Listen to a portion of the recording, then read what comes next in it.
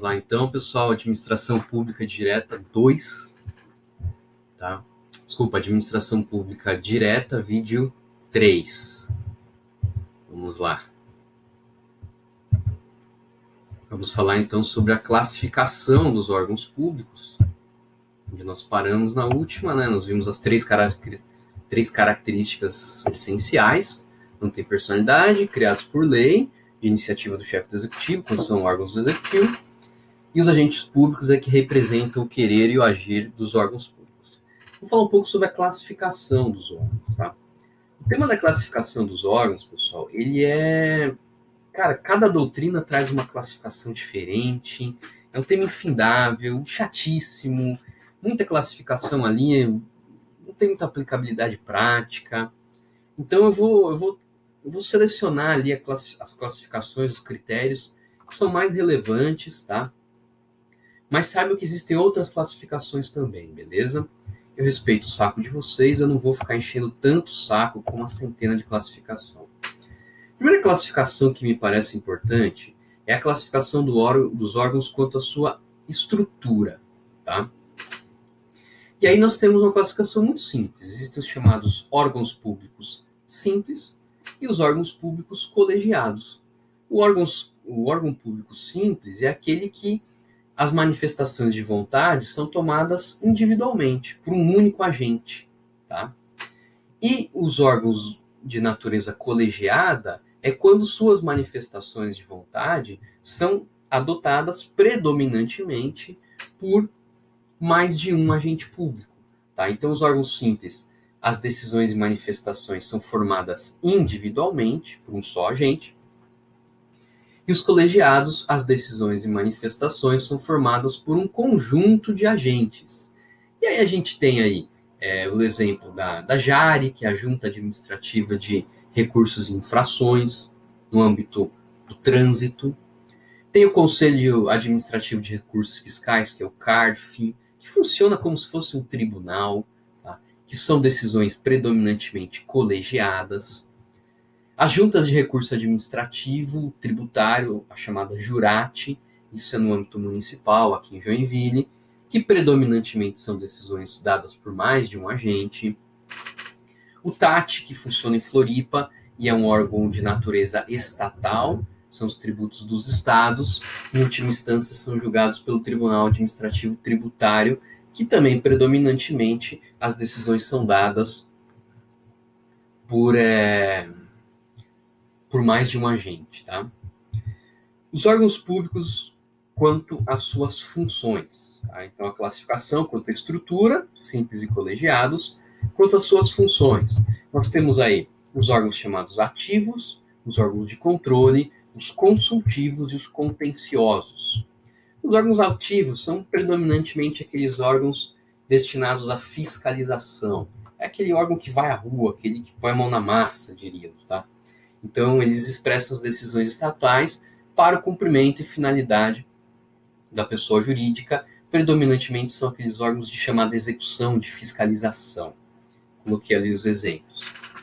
Os órgãos de controle são aqueles órgãos que controlam os outros órgãos, tá? Um exemplo clássico é a CGU, a Controladoria Geral da União, que tem a função de fazer uma fiscalização e controle da legalidade da atuação dos outros órgãos. A Joinville, inclusive, já teve controladoria do município. Hoje, salvo engano, ela não existe mais, esse órgão não existe mais. Tá?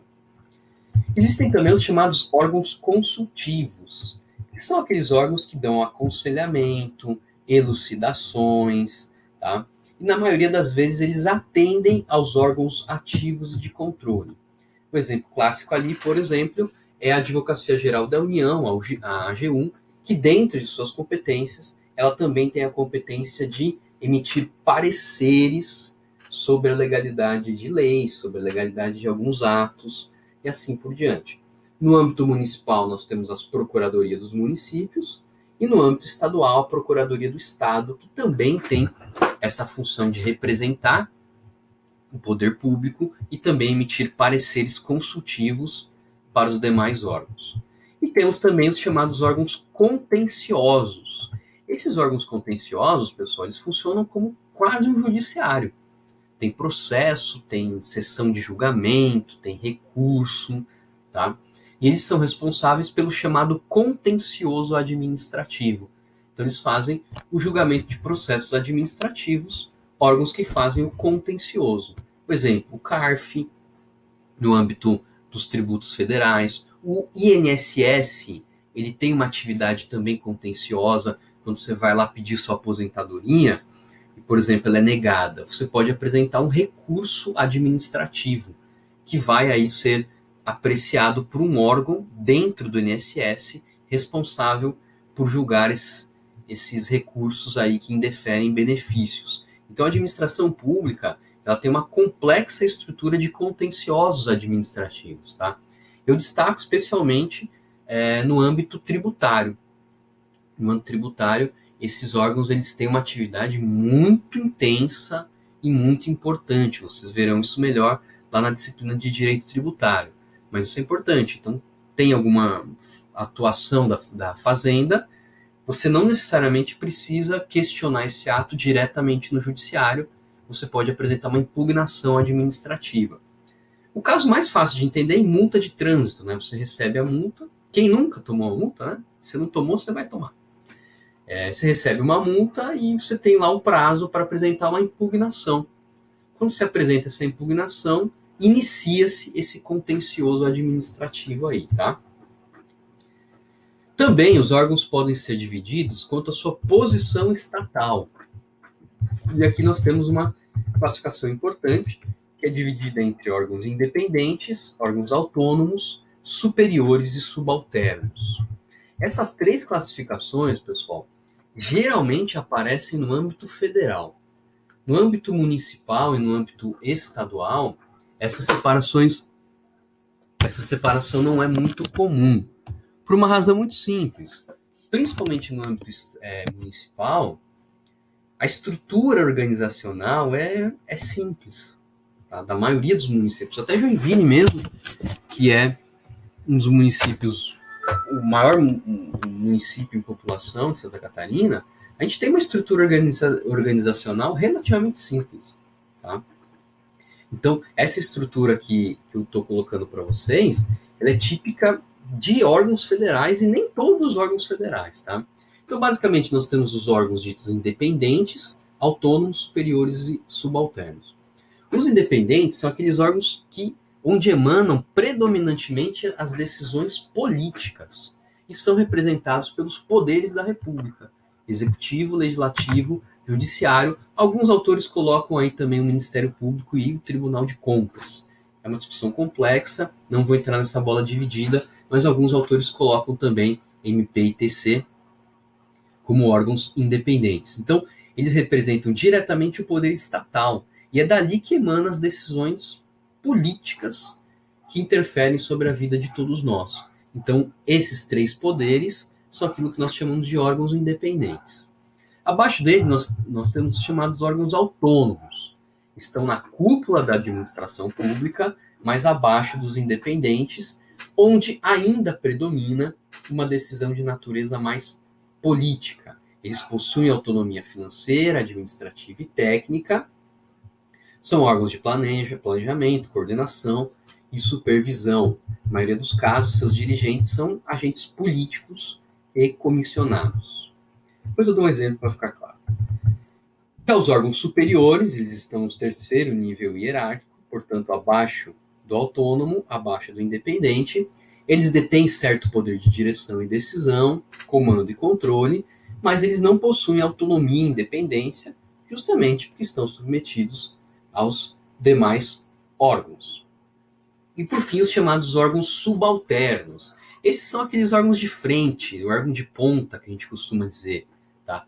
São órgãos que têm reduzido ou praticamente nenhum poder decisório, predominando competências tipicamente de execução, de rotina, de cumprimento das decisões superiores.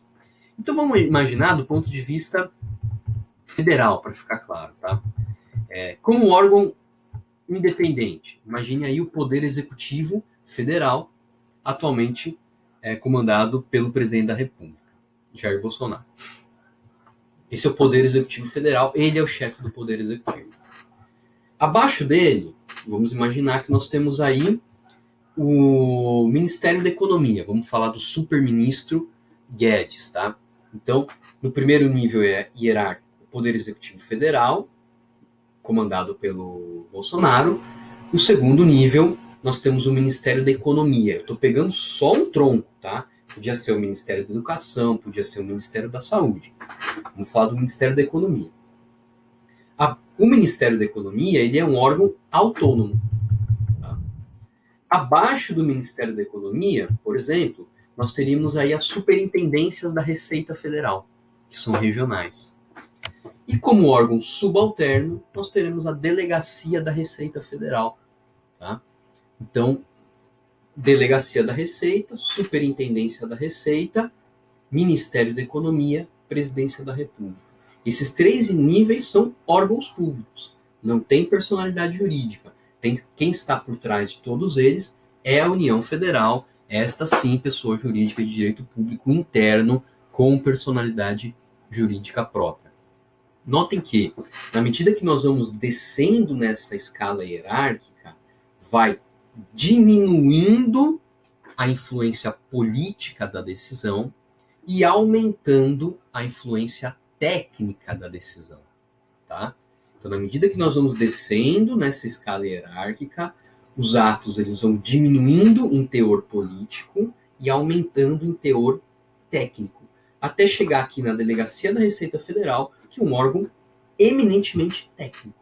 Um delegado da Receita Federal, ele tem quase nenhum poder político de decisão, porque ele está lá para executar atos que já foram definidos anteriormente. Então, imagine o seguinte, por conta do coronavírus e o desaquecimento da economia, o presidente da República, junto com o ministro Guedes, que é o ministro da Economia, eles decidem fazer um plano tributário de moratória, que nada mais é do que segurar um pouco a dívida das empresas, tá? Basicamente isso.